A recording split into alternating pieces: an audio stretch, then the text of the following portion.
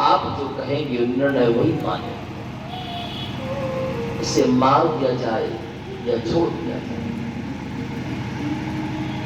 भगवान कहते हैं धर्मराज, गौ हत्या करने वाले व्यक्ति को कभी छोड़ना नहीं चाहिए। वो हमारा कितना भी अति प्रिय क्यों ना हो, बाल हत्या करने वाले को कभी छोड़ना नहीं चाहिए। वो व्यक्ति चाहे अपने घर का ही क्यों ना हो। ब्रह्म हत्या करने वाले को कभी क्षमा नहीं करना चाहिए, चाहे वो कोई भी क्यों ना हो। नारी जाति पर अत्याचार करने वाले व्यक्ति को कभी क्षमा नहीं करना चाहिए।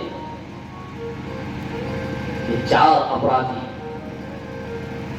विशेष रूप से बताए गए। जो व्यक्ति नारी जाति पर अत्याचार करता है वो महान अपराधी है। जो गौ वंश पर अत्याचार करता है वो महान अपराधी है। जो नन्हे नन्हे बालकों पर अत्याचार करता है वो महान अपराधी है। और जो ब्राह्मण जाति पर अत्याचार करता है वो महान अपराधी।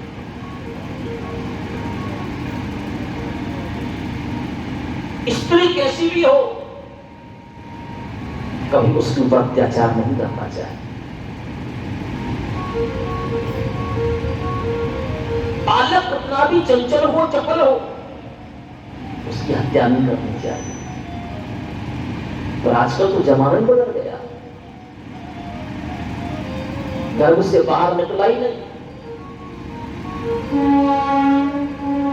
पैसों में बिकने वाले डॉक्टरों ने बता दिया कि गर्भ में बेटी है, और बेटी चाहिए नहीं किसी को।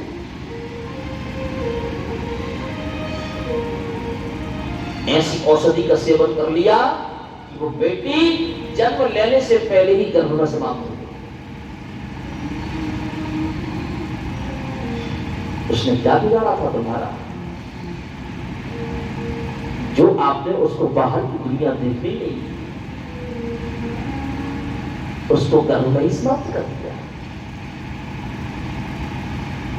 और फिर भगवान के मंदिर में जाकर के रोते हो कि हमने तो उसकी गलती की नहीं, तो ये सजा हमको क्यों मिल रही है?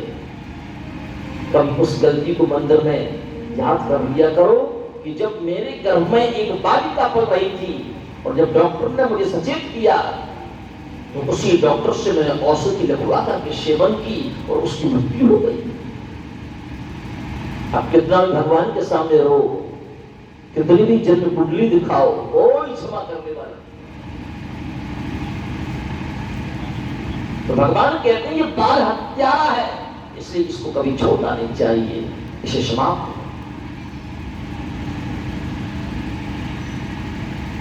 भीमसेन जैसे ही दुर्योधन के पास पहुंचे कि कृष्ण ने तो कह दिया कि ये बाल हत्यारा, इसको समाप्त करो।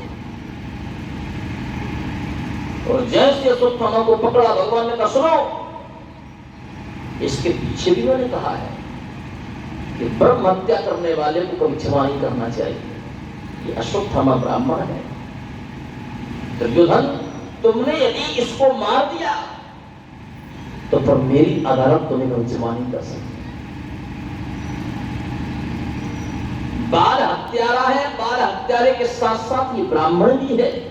विचार करिए, ब्रह्म हत्या रह जाए। जब भगवान राम रावण का वध करके लौटते हैं ना, तो उनको भी ब्रह्म हत्या लगी थी। उस ब्रह्म हत्या का प्रायश्चित करने के लिए साक्षात भगवान श्री राम नैमिषारण्य की पावन धरती पर गोमती नदी के पावन तट पर जाकर के ब्रह्म हत्या का प्रायश्चित कर दिया। जब उस रावण की वध की ब्रह्म हत्या का प्रायश्चित करने के लिए भगवान राम गोमती नदी के पावन तट पर पहुंचे, जब साधारण व्यक्ति ब्रह्म हत्या करेगा तो उसको कौन क्षमा कर पाएगा? इसलिए अश्वत्थामा विचार कर,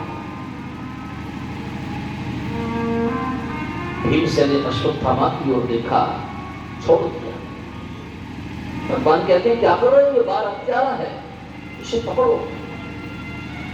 धर्मराज आए, भगवान के सामने कहते हैं कि गोविंद, कभी कहते हो मार दो, कभी कहते हो छोड़ दो।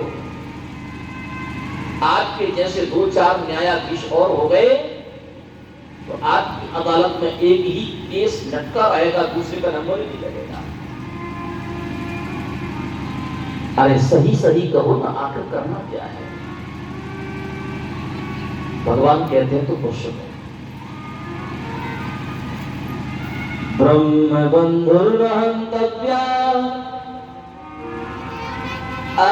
आदताई बदहनः मयैवो भयमानातं परिपाह्यनुशासनम्।